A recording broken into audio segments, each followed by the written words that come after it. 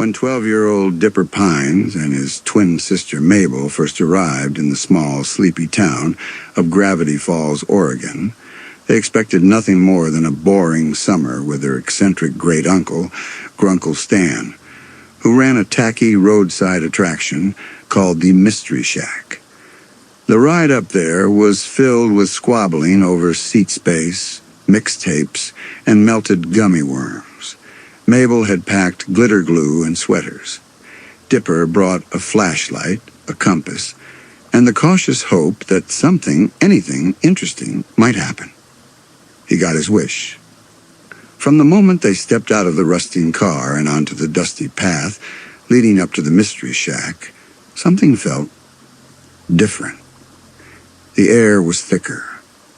The woods were darker than they should have been. The birds didn't just chirp, they whispered. And from behind the trees, something was watching. But for now, it was summer. And for Dipper and Mabel Pines, that meant freedom, adventure, and, for better or worse, a town full of secrets. The twins. Dipper Pines was curious, intensely curious. The kind of boy who would rather solve a cryptic message than go to a birthday party. He was awkward, anxious, brilliant, and always chasing the truth.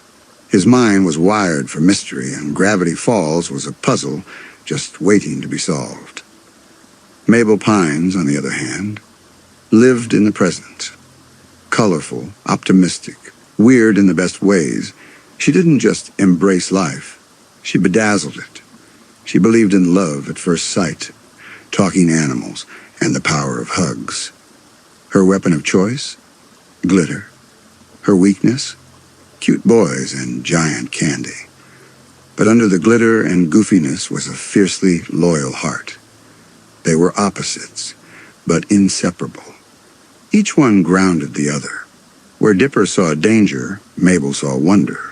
Where Mabel ran headfirst into chaos, Dipper stepped cautiously behind, journal in hand. That balance between skepticism and belief would define their summer. The journal. It started with a rustle in the woods. Dipper was putting up signs for the shack's mystery tour when he noticed something strange about a nearby tree, a symbol scratched into the bark. He followed the trail until something half buried in dirt and moss caught his eye.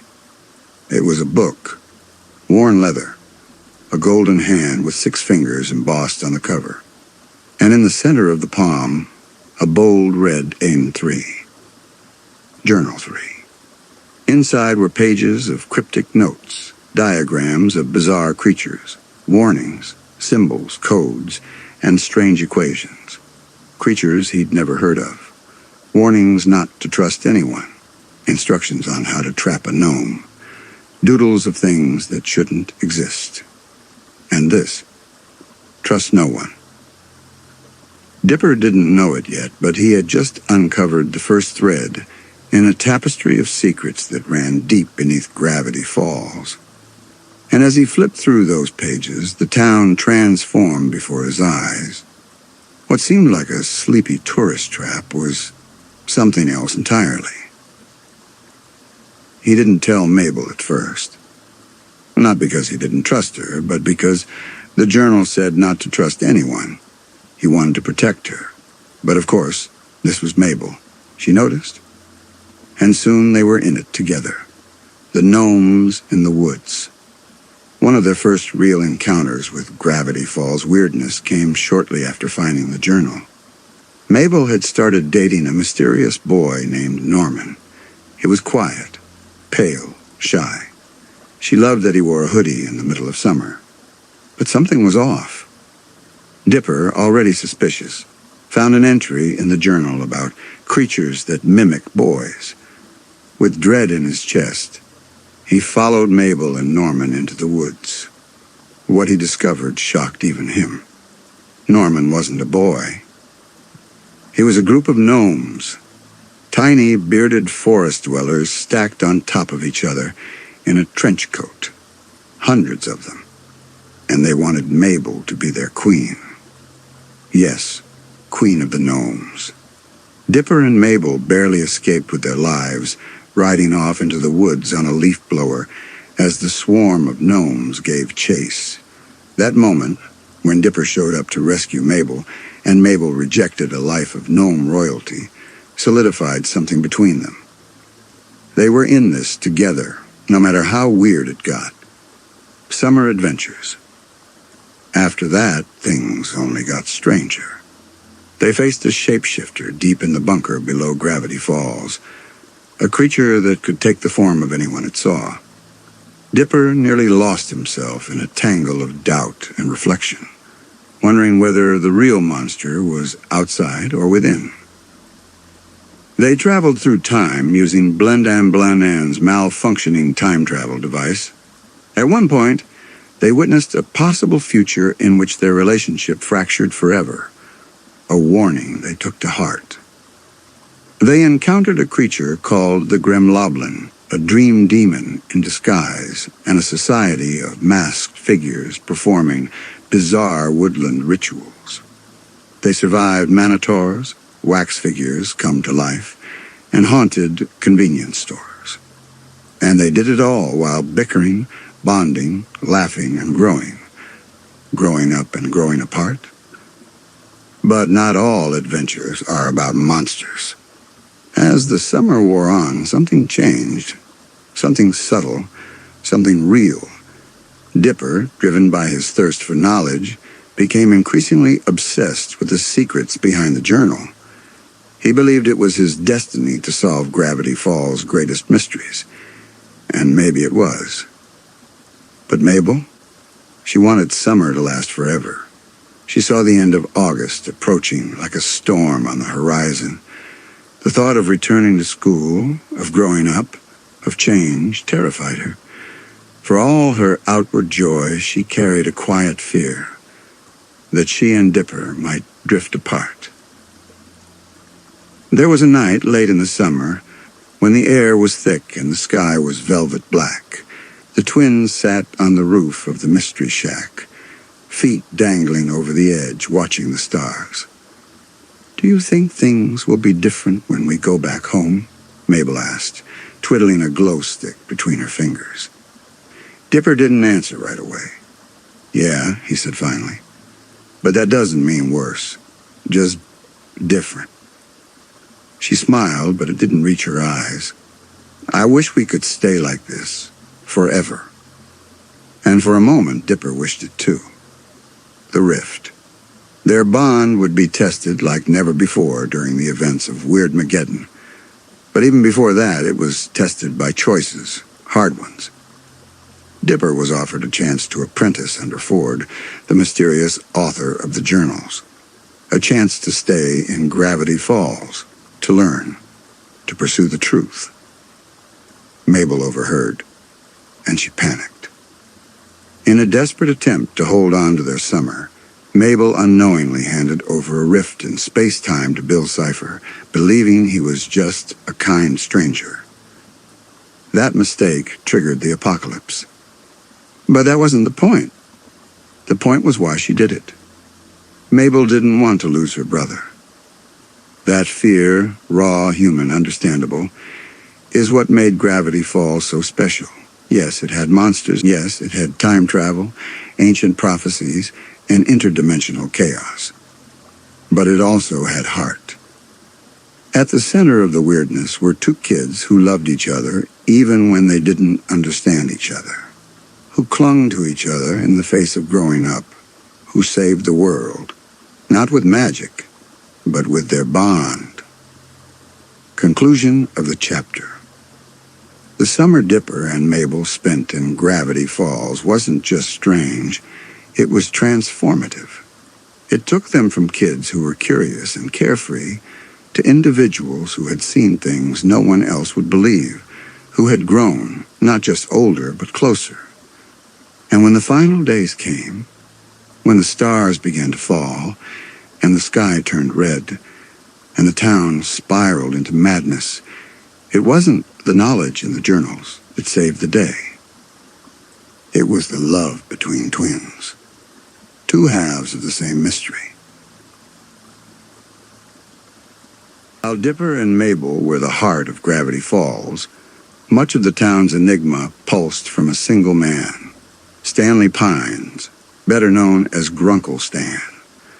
At first glance, he was the gruff, greedy, joke-peddling old man who ran the Mystery Shack, a place where tourists paid to see fake monsters and questionable oddities like the Sasquatch hairball or the infamous two-headed bear, one head just taxidermied on.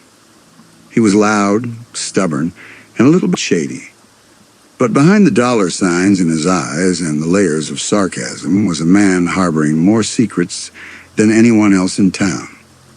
Stan's life was a patchwork of lies, not out of cruelty, but out of necessity.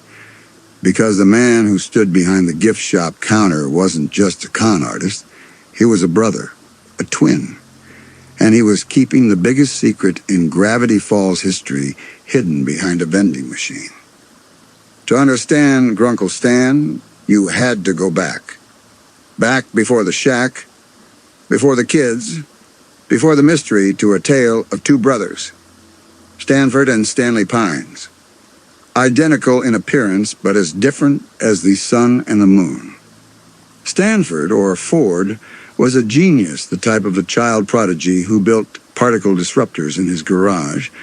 Stanley, on the other hand, was street smart, scrappy, and driven by a need to prove himself. He wasn't dumb, just different. And in a world that often valued brains over heart, Stanley spent much of his youth in Ford's shadow. Yet they were inseparable. They dreamed of sailing around the world together on a boat they named the Stan-O-War. But a falling out over a science project and a ruined future shattered that bond.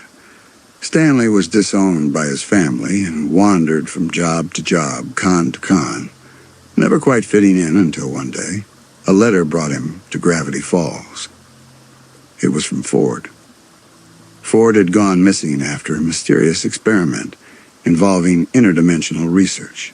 Stanley followed the clues to his brother's secret bunker beneath the forest, discovered the journals, and eventually the gateway machine that Ford had built.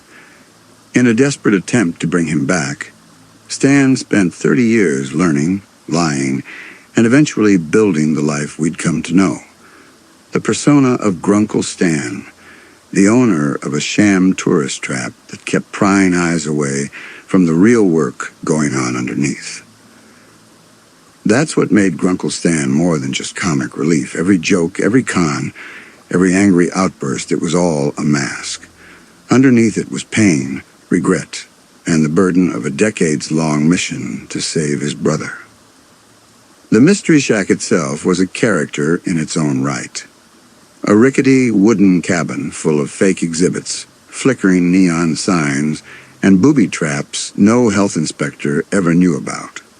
But within its walls were real mysteries, secret passageways, hidden documents, bizarre relics, and in the basement, the portal. It was Dipper and Mabel's arrival that reignited the story. With a Journal 3 in Dipper's hands and weird events escalating all around them, the shack became a central hub for the war between reason and madness, and Grunkle Stan, though often reluctant, was always in the middle of it.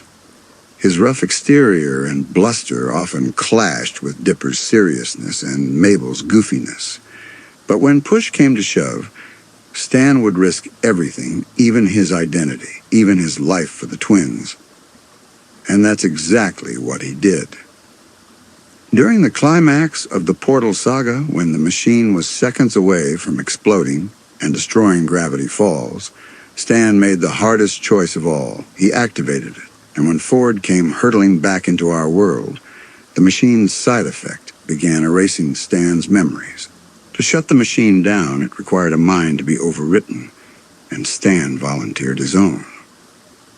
In that moment, the grumpy, greedy man the kids thought they knew died to save them.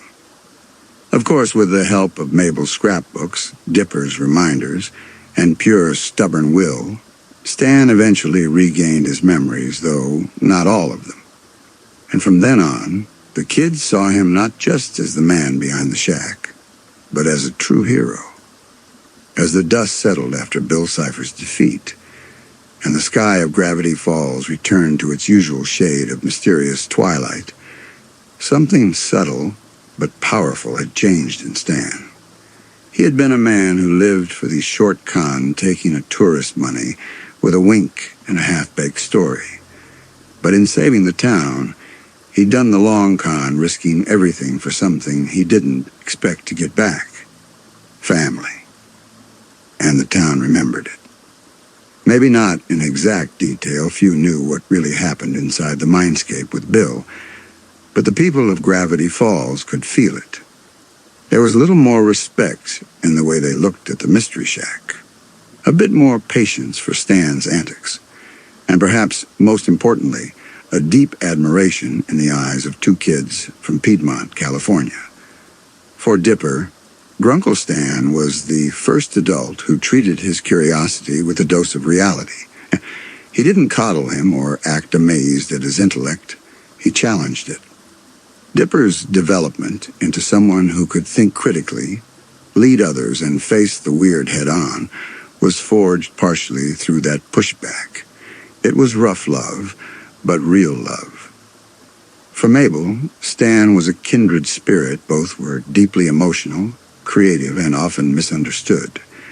Mabel had a way of getting through to Stan's soft side, drawing out his rare moments of openness. Her presence reminded him of the parts of his own childhood he'd buried, the joy, the freedom, the innocence before everything fell apart. Stan never said it outright, but he loved them like his own grandchildren. And in a way, they were. Not by blood, but by bond. The summer of Gravity Falls wasn't just about defeating evil. It was about healing a man who'd spent his life running, lying, and hiding. And perhaps, for the first time since he lost his brother and his family's respect, Stan Pines didn't feel like a failure. But true to his nature, he didn't dwell on it. He wasn't one to bask in emotional revelations. His way of expressing change was subtle. A gift left behind. A joke told with a softer tone. A gruff nod of approval. Before the kids left for home, Stan pulled them aside. He gave Mabel a scrapbook filled with pictures, stickers, glitter, and bad drawings, some of which he'd made himself. He gave Dipper one last look at Journal 3, telling him to always stay curious, but not so curious that he forgets to enjoy life, too. And then, just like that, they were gone. The shack felt emptier, quieter. The laughter that once bounced off its creaky walls had faded. But Stan didn't mope. He poured himself some black coffee, sat in his chair with the Waddles snoring at his feet, and stared out at the woods with a satisfied grunt. His story had come full circle. Or so it seemed. In truth, for Stan, the adventure never really ends. Not when you're a man like him, constantly on the lookout for the next oddity, the next scam, or the next chance to make a difference in his own crooked way. He might not have Ford's genius or Dipper's discipline, but he had grit. And in a town like Gravity Falls, grit goes a long way.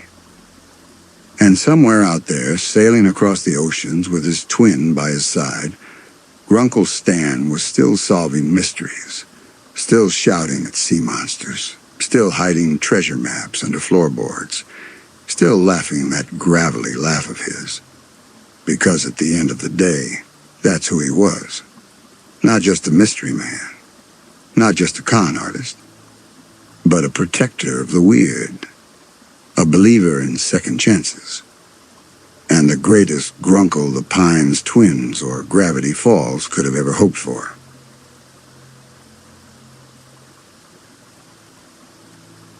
From the moment Dipper Pine set foot in Gravity Falls, he felt that something was off.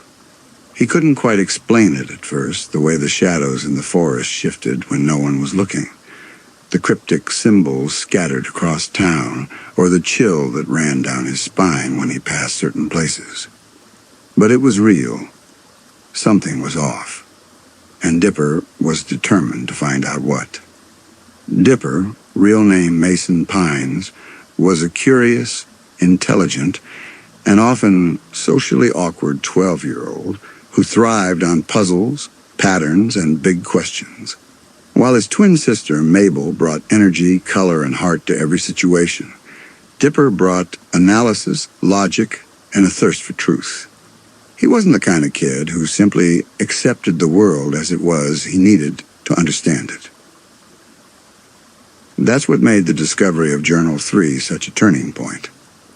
Found in a hidden compartment in the woods, the mysterious red book was battered, cryptic, and filled with strange diagrams, warnings, and drawings of creatures Dipper had never dreamed existed. On its cover, a golden hand with 6 fingers and the number 3. To most people, the book would have looked like a novelty item, a prank, maybe, or a fan-made prop. But to Dipper, it was a gateway. Proof that the strange things he suspected weren't just figments of his imagination. He now had a guide, a key to the unseen world around him. And so began his summer obsession, uncovering the secrets of Gravity Falls. Every day brought a new mystery. Gnomes disguised as a human boy, manitors living in the forest, wax figures coming to life, time travelers, haunted convenience stores, ghosts of lumberjacks, and through it all, Journal 3 was his companion, part field guide, part diary, part confessional. It didn't just tell him what to expect, that it made him feel seen. For the first time, Dipper's curiosity wasn't something to be mocked or dismissed. It was essential. Of course, Dipper's quest for truth didn't come without cost. His desire to uncover secrets often led him into danger, both physical and emotional. He frequently butted heads with Mabel, whose more easygoing nature clashed with his intensity. He risked friendships, battled monsters, and even dabbled in dark magic when desperation struck. The journal, while a source of knowledge, was also a burden. The deeper he went, the more he realized how little he truly knew. But Dipper never gave up, even when it hurt, even when it scared him, even when the people he trusted told him to stop. Because deep down, Dipper wasn't chasing answers just for fun. He was chasing meaning. A sense of identity, a purpose beyond the awkwardness and insecurities that plagued him. Gravity Falls was more than a summer vacation.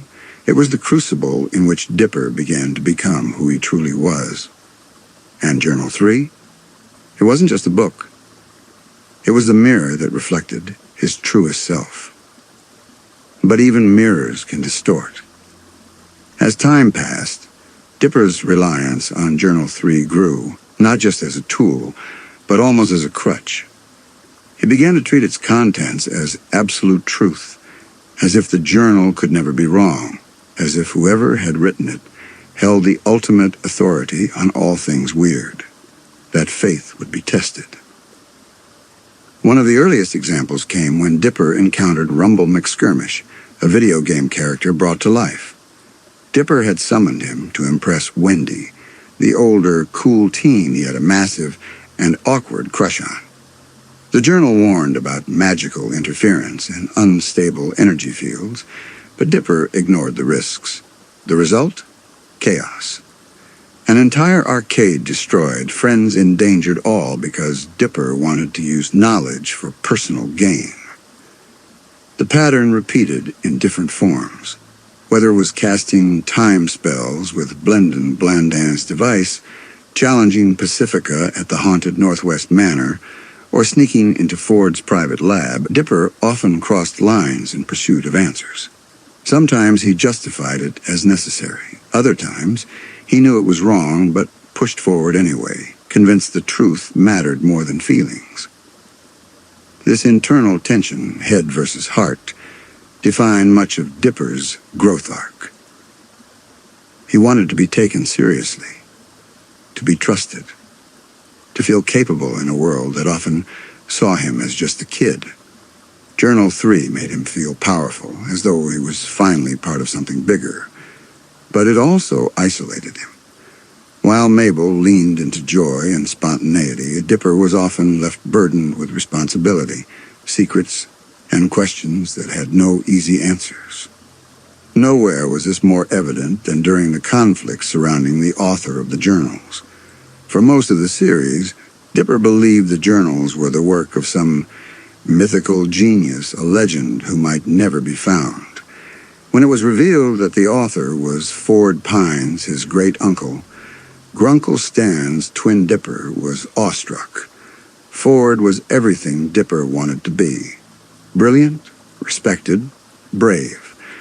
A man who had cataloged the unknown and dared to challenge the boundaries of science and reason. Naturally, Dipper gravitated toward Ford. He wanted to learn, to apprentice, to step into the same footsteps that had written the words he studied so religiously.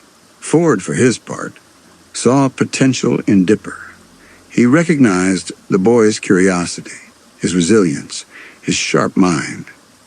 But in nurturing that potential, Ford unintentionally began to pull Dipper away from his emotional core from Mabel.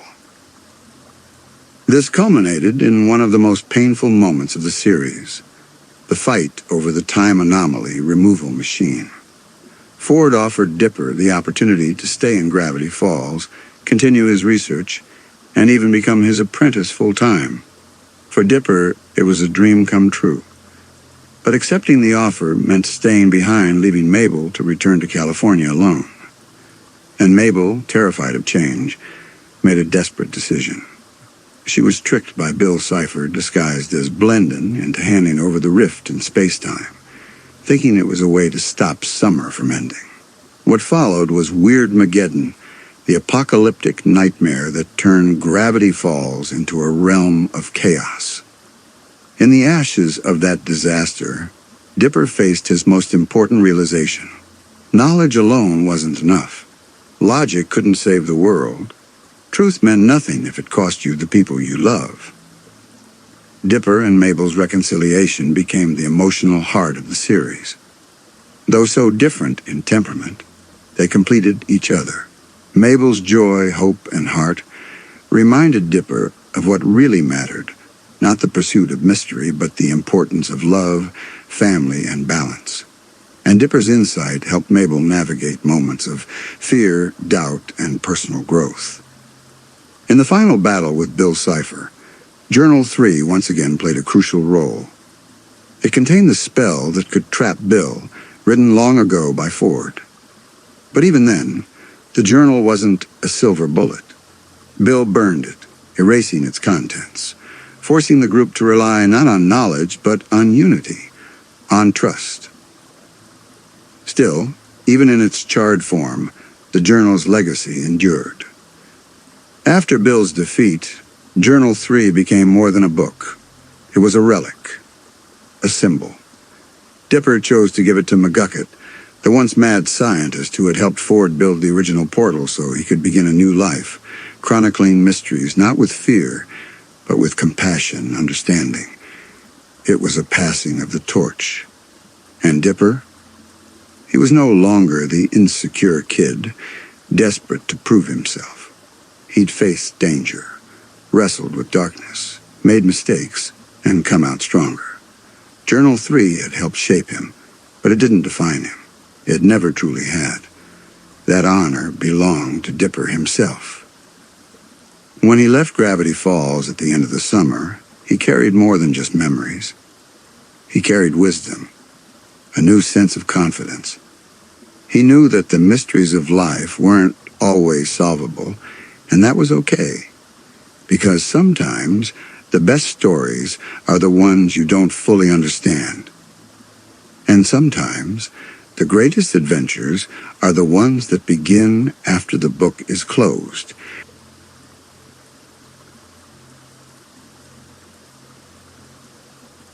Where Dipper was all logic and research, Mabel Pines was the heart of the summer. With her explosion of colorful sweaters, glitter glue, pet pig waddles, and a voice that could brighten even the darkest moment, Mabel was more than comic relief. She was gravity in her own right, pulling people together, grounding them with compassion, and constantly reminding everyone what they were fighting for. Mabel's entrance into the world of Gravity Falls weirdness was as chaotic and joyful as she was. From dating a group of gnomes disguised as a single boy, to befriending a psychic llama, and launching the infamous Mabelin, her story wove through the show as the emotional counterbalance to Dipper's analytical journey. But beneath the glitter and jokes was a girl with fears, doubts, and depth. Mabel's biggest fear? Growing up and growing apart. She adored her twin brother. The idea of middle school, teenagehood, and eventual separation terrified her more than any ghost or monster ever could. Where Dipper saw the future as a challenge, Mabel saw it as a loss. Her greatest adventure wasn't battling cryptids, it was holding on to the innocence and bonds she held dear. She wasn't naive. She chose joy, and that joy had power. Whether it was cheering up Suze, standing up to Pacifica Northwest's bullying, or encouraging Grenda and Candy to embrace who they were, Mabel changed lives around her. Her empathy gave others permission to be vulnerable. Her weirdness made it okay for everyone else to be weird too. We'll explore her arc, from her hilarious moments to her emotional trials, her bond with Waddles, her struggles with insecurity, and the devastating betrayal she unknowingly committed during Weirdmageddon, and how she came back from it, stronger than ever. From the moment Mabel arrived in Gravity Falls, she lit up the town like a burst of neon in a forest of shadows. She wasn't fazed by the strange, she embraced it. When gnomes kidnapped her, her response wasn't panic, but pure sass and a grappling hook. When she met a talking dolphin in a dream, she asked it for dating advice. Mabel brought the absurd to life, making even the weird feel welcoming. And yet, it was never just jokes. Mabel loved fiercely. Her bond with her pet pig Waddles was more than a running gag. It was a symbol of her ability to find connection where others wouldn't bother to look. She didn't see Waddles as an animal, but as a soulmate. She once chose him over time-traveling back to win over a boy, declaring, "I choose Waddles," a decision that showed her loyalty, heart, and clarity about what really mattered. That kind of emotional clarity ran deep in Mabel's story. She often became the glue holding people together. Her optimism inspired Suze to face his insecurities about his father. She helped Pacifica Northwest, the town's snobbiest rich girl, begin breaking free from her family's toxic legacy. Mabel believed in people even when they didn't believe in themselves. But Mabel's greatest strength, her refusal to let go of joy, also became her greatest vulnerability. As the summer ticked away, Mabel began to feel the pressure. Dipper was growing more focused on mysteries, taking on secret meetings with Ford and pulling away. For Mabel, who had spent every day of her life side by side with her twin, this shift felt like the beginning of an end. She didn't know how to be alone or who she would be without Dipper by her side. Her fear came to a head in the episode Dipper and Mabel versus the Future. When she discovered Dipper's plan to stay in Gravity Falls as Ford's apprentice, Mabel panicked. She saw it as abandonment, a confirmation that adulthood meant losing what she loved most. In her desperation, Mabel was tricked by Bill Cipher, who disguised himself as Blandam Blandam. He offered her a magical deal, a world where summer never ended. A world where she and Dipper would never grow up or grow apart. Oh, she took it. And just like that, reality shattered. Weirdmageddon began. It would be easy to judge Mabel for that moment, to see her as selfish, immature, or foolish. But the brilliance of Gravity Falls is how deeply it humanizes every mistake. Mabel didn't make a deal out of malice. She made it out of heartbreak, out of fear, out of the very same vulnerability that made her so loving and open to begin with. What followed was perhaps the most visually stunning an emotionally complex arc in the series, Mabel's imprisonment in a fantasy bubble, Mabeland. Inside Mabeland, everything was perfect. Eternal summer.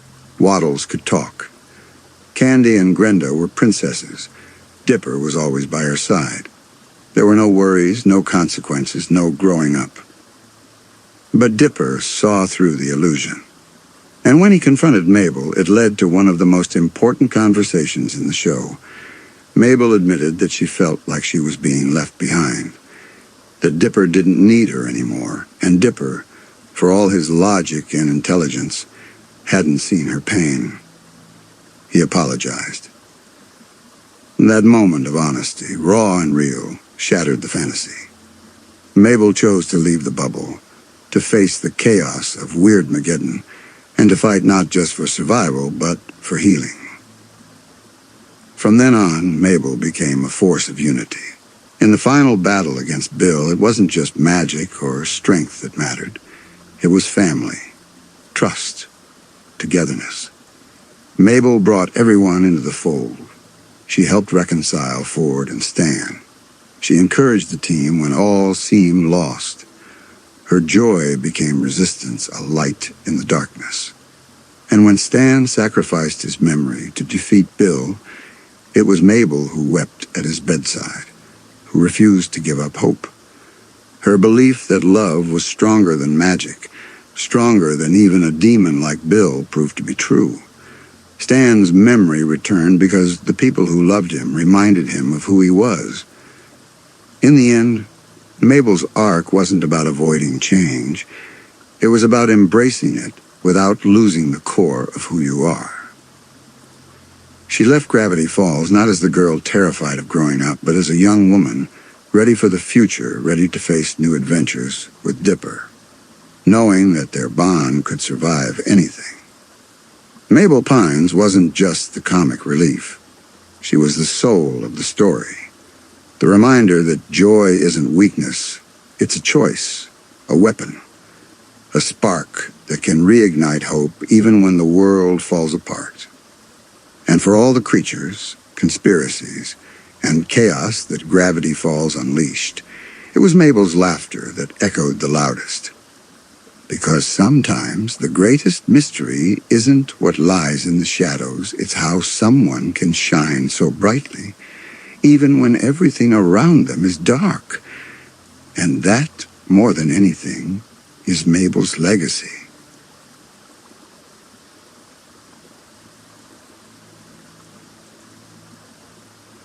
At first glance, Stanford Grunkle Stan Pines might seem like just a grumpy old man running a tacky roadside tourist trap. With his loud suits, snarky one-liners, and love for scams, he's the kind of guy you'd expect to see selling snake oil out of the back of a van. But beneath that crusty exterior is a man layered with secrets, regrets, and, most surprisingly, deep love. Stan is a complicated character, and that's what makes him one of the richest personalities in Gravity Falls. While Dipper and Mabel are the show's protagonists, Stan is the backbone, the mystery you don't realize you've been unraveling until it all comes tumbling out in the final stretch. Let's rewind to the beginning. Grunkle Stan wasn't born Stan Pines. His real name was Stanley Pines, twin brother of Stanford Pines, the brilliant boy destined for greatness. From a young age, Stanley was the opposite of his sibling, impulsive, troublemaking, full of charm, but not good at school.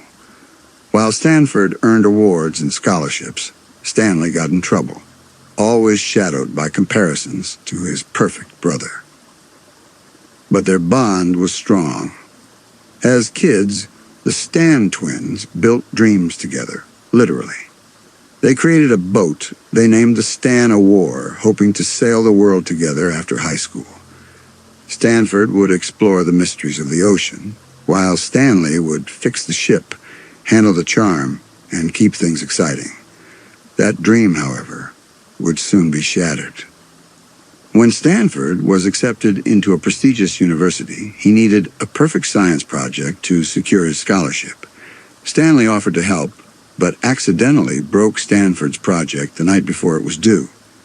In an instant, Stanford's future was torn apart. He didn't get into his dream school.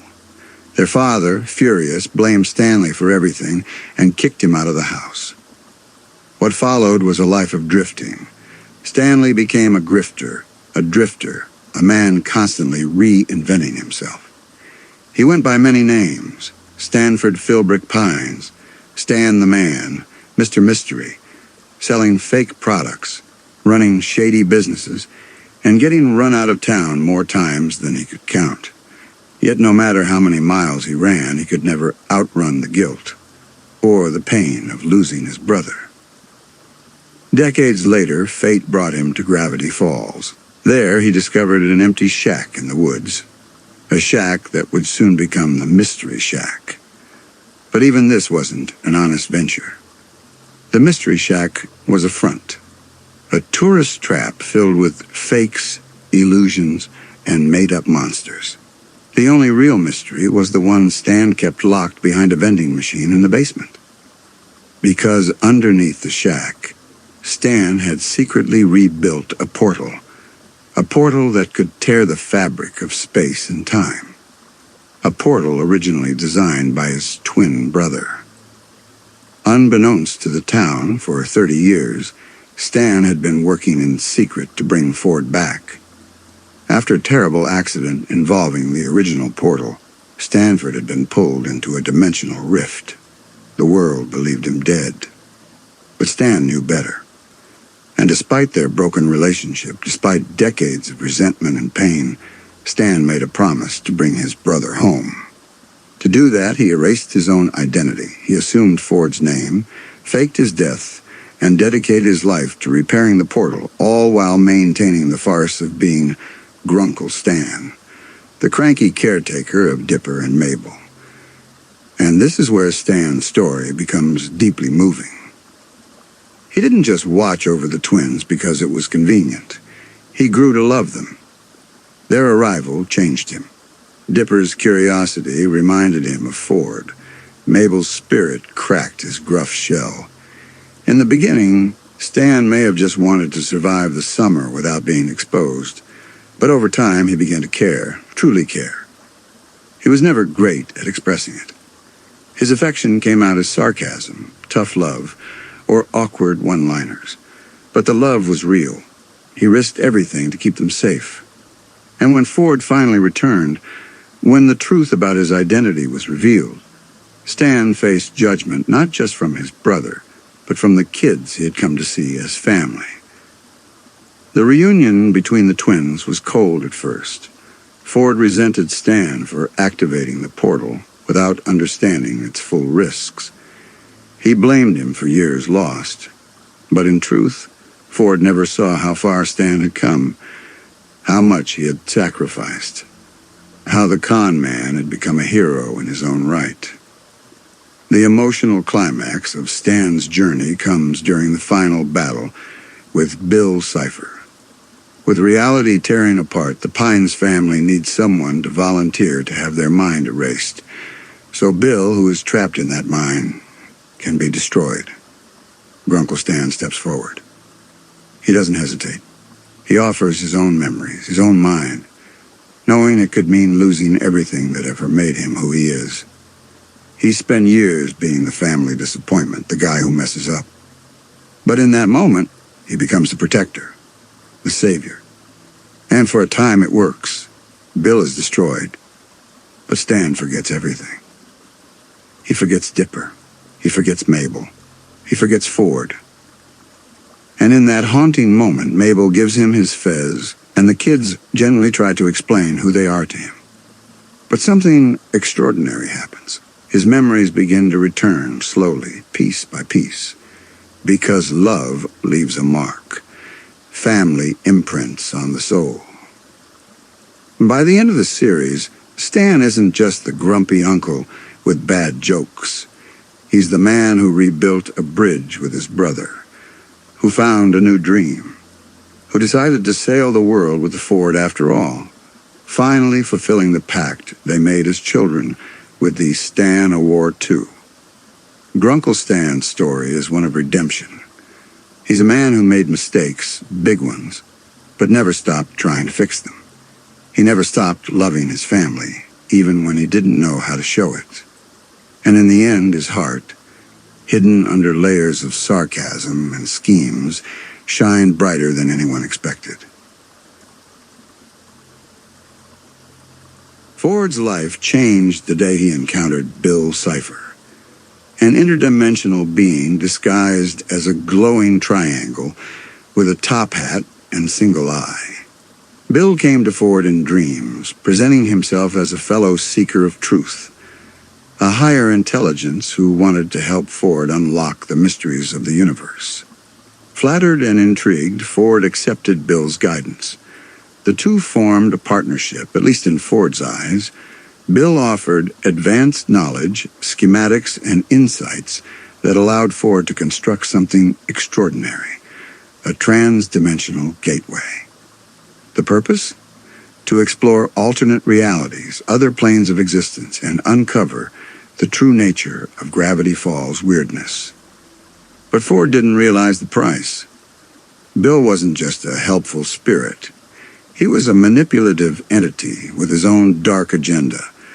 The portal was never meant to serve Ford's curiosity. It was a doorway, yes, but one that would eventually allow Bill and his kind to invade the human world and plunge it into chaos. By the time Ford discovered the truth, it was too late. The portal had destabilized the very fabric of reality, and Bill was gaining strength. In a desperate attempt to contain the situation, Ford tried to shut the portal down. But during a confrontation with his brother Stanley, who had come to warn him, Ford was accidentally pulled into the portal and lost in the multiverse. For 30 years, Ford wandered strange, hostile dimensions. He encountered civilizations that had fallen to Bill. He saw what awaited Earth if the demon succeeded. And through it all, Ford clung to one goal: get back home and stop Bill Cipher before it was too late. Meanwhile, his twin brother, who had been blamed for everything, assumed Ford's identity and worked in secret to bring him back. When Ford finally returned, emerging from the portal with gray streaks in his hair and the weight of multiple lifetimes behind his eyes, he was not the same man who had disappeared 3 decades prior. He was sharper, colder, and driven by obsession. He distrusted nearly everyone and initially saw Dipper and Mabel as obstacles to his plan. His relationship with Stanley was even more strained. The two fought constantly, unable to see how both had suffered and sacrificed in different ways. Their decades of estrangement had left deep scars, and their pride prevented either from apologizing at first. But despite his gruffness, Ford was not without emotion. Beneath the hardened surface, he cared deeply, especially about protecting the world from Bill. He took Dipper under his wing, recognizing in the boy a younger version of himself. Brilliant, curious, and filled with potential. Ford encouraged Dipper's intellect, but often neglected his emotional needs, unintentionally pushing him toward dangerous paths. Still, Ford wasn't the villain of the story. He was a man who had spent too long in survival mode, too long fighting monsters in the shadows of other worlds. His intentions were noble, but his methods were flawed. It wasn't until the final confrontation with Bill Cipher that Ford truly began to understand the importance of connection, vulnerability, and trust. When Bill launched his attack on the town, unleashing Weirdmageddon, a surreal apocalypse of twisted reality, Ford and the Pines family stood at the center of the resistance. Ford tried to create a failsafe, using the symbols in the zodiac wheel to trap Bill once and for all. But old wounds got in the way. The symbols required unity, trust, and shared purpose. All things the fractured Pines family lacked. The key moment came when Bill captured both Stan and Ford, offering a deal. Give up the encryption codes in Ford's mind, and he would spare the rest. Ford refused. But just before Bill could extract the information by force, Stan stepped in, offering himself instead. Ford watched as his brother, the one he had blamed for so long, volunteered to have his memories erased to stop Bill. And in that instant, Ford's walls broke. For the first time in years, he saw Stanley not as a failure, but as a hero, as his brother. The plan worked. Bill was destroyed, but Stan's memory was wiped clean. The price of victory was steep, but not permanent. Over time, Stan's memories began to return, and with them, the reconciliation that had been 40 years in the making.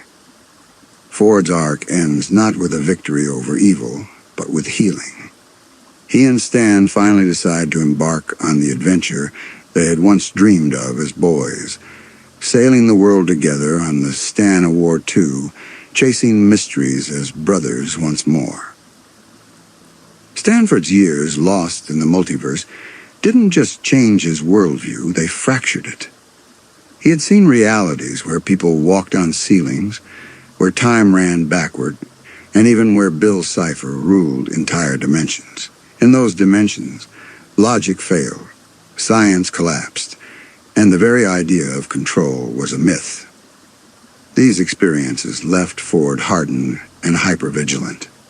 He didn't just want to defeat Bill Cipher. He needed to prevent the very possibility of such chaos reoccurring. He believed knowledge could protect people, that understanding the rules of reality could shield those he cared about. But this same belief made him distant, even paranoid. When Ford returned to Gravity Falls, one of the first things he did was try to distance himself from others.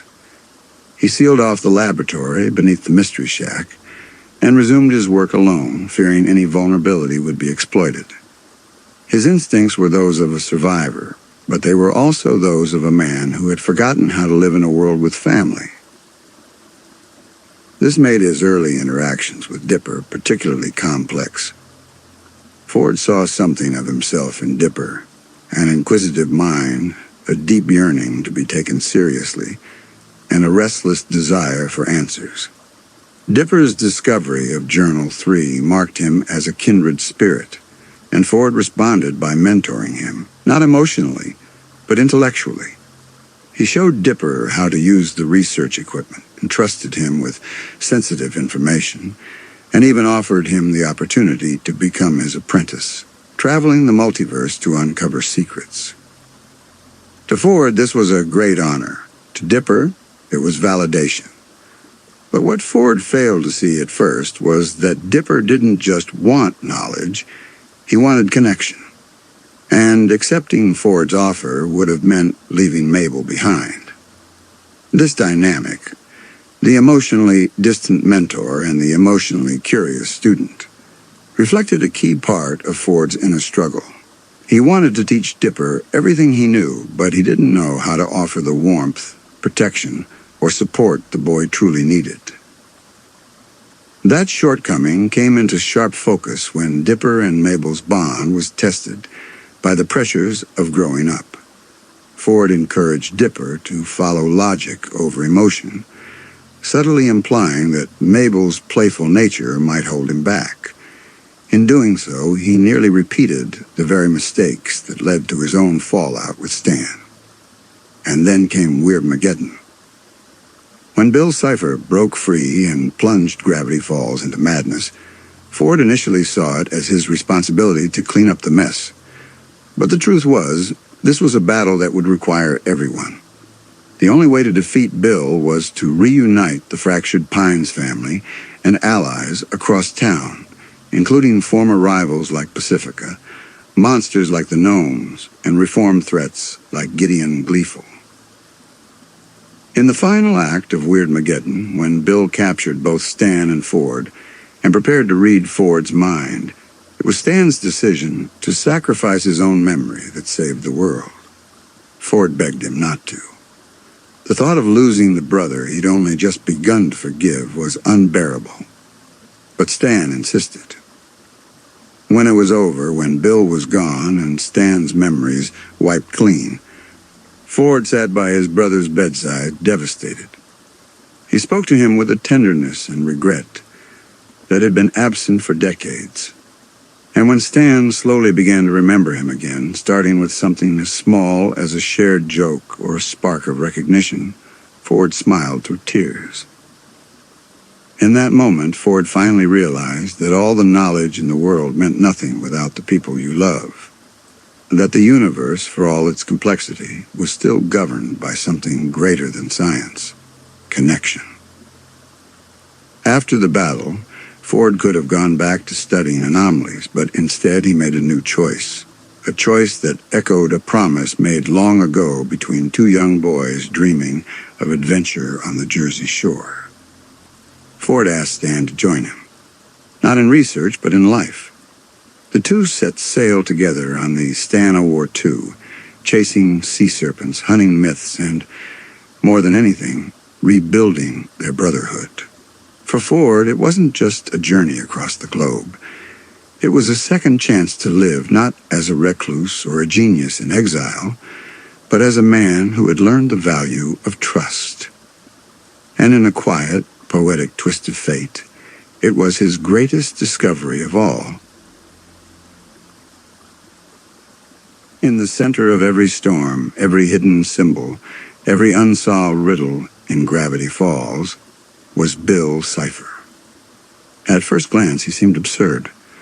A glowing yellow triangle with a single eye floating in the air, wearing a little top hat and bow tie.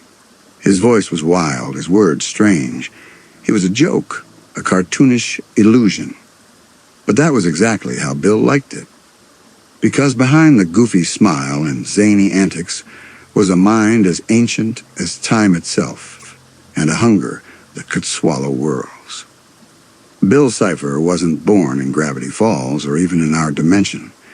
He came from the nightmare realm, a chaotic universe where logic didn't apply, where physics broke apart, and where thought alone could reshape reality. In that place, Bill thrived. He was a god, a creature of pure energy, bound by nothing. But he grew bored. He saw our dimension, its rules, its structures, its people, and he hated it. He called humans flesh bags, mocked our emotions, and sneered at the idea of family, love, or meaning. To Bill, the universe was a game board, and we were ants playing checkers on it. So he set out to conquer it. But Bill didn't charge in like a monster. No, he was far more clever than that. He whispered. He made deals. He invited himself into people's minds. He promised knowledge, power, freedom, and delivered ruin. And his first major pawn was none other than Stanford Pines. In Ford, Bill saw a perfect target, a brilliant mind, a thirst for knowledge, and just enough ego to believe he could control the chaos. Bill appeared in Ford's dreams, presenting himself as an ally, a muse even. He offered formulas, solutions, shortcuts, and Ford, desperate to uncover the town's secrets, accepted. Together they built the interdimensional portal, a device capable of breaching space and time.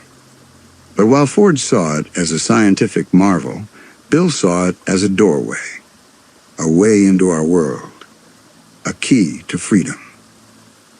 By the time Ford realized the truth, it was too late. Bill had already imprinted himself into the very code of the machine.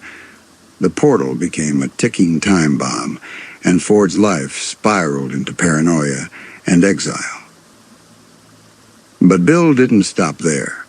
He watched Gravity Falls from behind the veil, planting seeds, gnomes, shapeshifters, time travelers. Many were drawn to or influenced by him. Bill ciphered himself into the landscape, hiding his symbol everywhere. In caves, in carvings, even in the show's opening theme. And then, when the moment was right, he found his next victim. Gideon Gleeful, the conniving child psychic, wanted power. He wanted to control the Mystery Shack. And Bill, seeing a way in, agreed to help. So long as Gideon offered something in return. Their alliance failed, but Bill wasn't worried. He had other plans. Eventually, he found his true bridge, Dipper Pines. Dipper, in his desperation to be taken seriously, once needed a way to access the encrypted parts of Journal 3. And that's when Bill offered a deal. A simple mind swap, he said. Just for a moment. Dipper, cautious but tempted, nearly agreed. But it wasn't Dipper who made the deal, it was Sue's by accident. Still, Bill got his taste. He possessed Dipper's body in a later episode, gaining access to the journal, to the shack, and nearly everything Ford had tried to hide. It was a wake-up call for the Pines family, and a preview of what was to come. Bill didn't want to control Gravity Falls, he wanted to break reality. And then finally he succeeded. With the portal reactivated, Bill used it to invade the physical world, unleashing Weirdmageddon, a cataclysmic event that turned the town into a surreal, lawless playground. The sky fractured into eyes, time stuttered and looped, gravity reversed. Creatures of pure madness poured out, obeying Bill's every command. He turned people into statues. He created a throne made of screaming souls. He ruled over a town that had become a kaleidoscope of nightmares. And still he smiled. Because for Bill, this wasn't just about conquest. It was about entertainment. He called Weirdmageddon his summer of fun. He laughed as families were torn apart, as minds broke, as buildings melted into abstract shapes. Bill saw himself as a trickster god, a cosmic jester with a wicked sense of humor. But underneath that humor was cruelty, sadism, a desire to erase not just structure, but meaning itself. And he nearly won. The Pines family was scattered. Dipper and Mabel were separated, their bond shaken. Ford was captured. The resistance was small and growing weaker by the hour. It seemed like Bill's dream, a world of total chaos, was finally at hand. But then something Bill hadn't accounted for happened. Family fought back. Dipper refused to give in. Mabel broke free from the fantasy bubble Bill had trapped her in. Stan and Ford reunited. Wendy, Suze, Pacifica, Gideon, even Robbie joined forces. Gravity Falls wasn't just a town anymore. It was a community, standing against a god. Bill's true weakness wasn't some magical symbol or secret spell. It was connection. He underestimated the bonds between people. He couldn't understand sacrifice. And when the final confrontation came, it was Stan, the brother he had dismissed as a useless idiot, who beat him. In one last gamble, Ford and Stan switched places. Bill thought he was entering Ford's mind, but he entered Stan's instead. And the moment he did, the memory gun erased everything, including Bill. His body shattered, his voice warped, and for a moment he screamed. Not in laughter, but in fear. The demon was gone. But his legacy remained. Even in defeat, Bill left behind traces, symbols, riddles, hints that maybe, just maybe, he wasn't entirely gone. Fans have since speculated about whether he survived in some form, hiding in the cracks of reality, waiting for a new opening.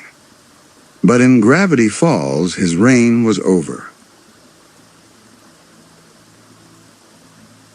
In the center of every storm, every hidden symbol, every unsolved riddle in Gravity Falls was Bill Cipher. At first glance, he seemed absurd. A glowing yellow triangle with a single eye floating in the air, wearing a little top hat and bow tie. His voice was wild, his words strange. He was a joke, a cartoonish illusion. But that was exactly how Bill liked it. Because behind the goofy smile and zany antics was a mind as ancient as time itself, and a hunger that could swallow worlds. Bill Cipher wasn't born in Gravity Falls or even in our dimension. He came from the nightmare realm, a chaotic universe where logic didn't apply, where physics broke apart, and where thought alone could reshape reality. In that place, Bill thrived. He was a god, a creature of pure energy, bound by nothing. But he grew bored. He saw our dimension, its rules, its structures, its people, and he hated it. He called humans flesh bags, mocked our emotions, and sneered at the idea of family, love, or meaning. To Bill, the universe was a game board, and we were ants playing checkers on it. So he set out to conquer it. But Bill didn't charge in like a monster. No, he was far more clever than that. He whispered. He made deals. He invited himself into people's minds. He promised knowledge, power, freedom, and delivered ruin. And his first major pawn was none other than Stanford Pines. In Ford, Bill saw a perfect target, a brilliant mind, a thirst for knowledge, and just enough ego to believe he could control the chaos. Bill appeared in Ford's dreams, presenting himself as an ally, a muse even. He offered formulas, solutions, shortcuts, and Ford, desperate to uncover the town's secrets, accepted. Together they built the interdimensional portal, a device capable of breaching space and time. But while Ford saw it as a scientific marvel, Bill saw it as a doorway, a way into our world, a key to freedom. By the time Ford realized the truth, it was too late. Bill had already imprinted himself into the very code of the machine.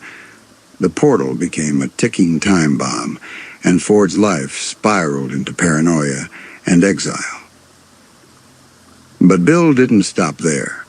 He watched gravity falls from behind the veil, planting seeds, gnomes, shapeshifters, time travelers. Many were drawn to or influenced by him. Bill ciphered himself into the landscape, hiding his symbol everywhere, in caves, in carvings, even in the show's opening theme. And then, when the moment was right, he found his next victim. Gideon Gleeful, the conniving child psychic, wanted power. He wanted to control the Mystery Shack. And Bill, seeing a way in, agreed to help, so long as Gideon offered something in return. Their alliance failed, but Bill wasn't worried. He had other plans. Eventually, he found his true bridge, Dipper Pines. Dipper, in his desperation to be taken seriously, once needed a way to access the encrypted parts of Journal 3. And that's when Bill offered a deal. A simple mind swap, he said. Just for a moment. Dipper, cautious but tempted, nearly agreed. But it wasn't Dipper who made the deal. It was Seuss by accident. Still, Bill got his taste. He possessed Dipper's body in a later episode, gaining access to the journal, to the shack, and nearly everything Ford had tried to hide. It was a wake-up call for the Pines family, and a preview of what was to come. Bill didn't want to control Gravity Falls. He wanted to break reality. And then finally he succeeded. With the portal reactivated, Bill used it to invade the physical world, unleashing Weirdmageddon, a cataclysmic event that turned the town into a surreal, lawless playground. The sky fractured into eyes, time stuttered and looped, gravity reversed. Creatures of pure madness poured out, obeying Bill's every command. He turned people into statues. He created a throne made of screaming souls. He ruled over a town that had become a kaleidoscope of nightmares. And still he smiled. Because for Bill, this wasn't just about conquest. It was about entertainment. He called Weirdmageddon his summer of fun. He laughed as families were torn apart, as minds broke, as buildings melted into abstract shapes. Bill saw himself as a trickster god, a cosmic jester with a wicked sense of humor. But underneath that humor was cruelty, sadism, a desire to erase not just structure, but meaning itself. And he nearly won. The Pines family was scattered. Dipper and Mabel were separated, their bond shaken. Ford was captured. The resistance was small and growing weaker by the hour. It seemed like Bill's dream, a world of total chaos, was finally at hand. But then something Bill hadn't accounted for happened. Family fought back. Dipper refused to give in. Mabel broke free from the fantasy bubble Bill had trapped her in. Stan and Ford reunited. Wendy, Suze, Pacifica, Gideon, even Robbie joined forces. Gravity Falls wasn't just a town anymore. It was a community, standing against a god. Bill's true weakness wasn't some magical symbol or secret spell. It was connection. He underestimated the bonds between people. He couldn't understand sacrifice. And when the final confrontation came, it was Stan, the brother he had dismissed as a useless idiot, who beat him. In one last gamble, Ford and Stan switched places. Bill thought he was entering Ford's mind, but he entered Stan's instead. And the moment he did, the memory gun erased everything, including Bill. His body shattered, his voice warped, and for a moment he screamed. Not in laughter, but in fear. The demon was gone.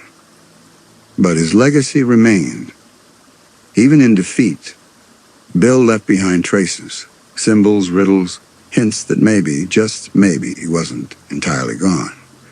Fans have since speculated about whether he survived in some form, hiding in the cracks of reality, waiting for a new opening. But in Gravity Falls, his reign was over.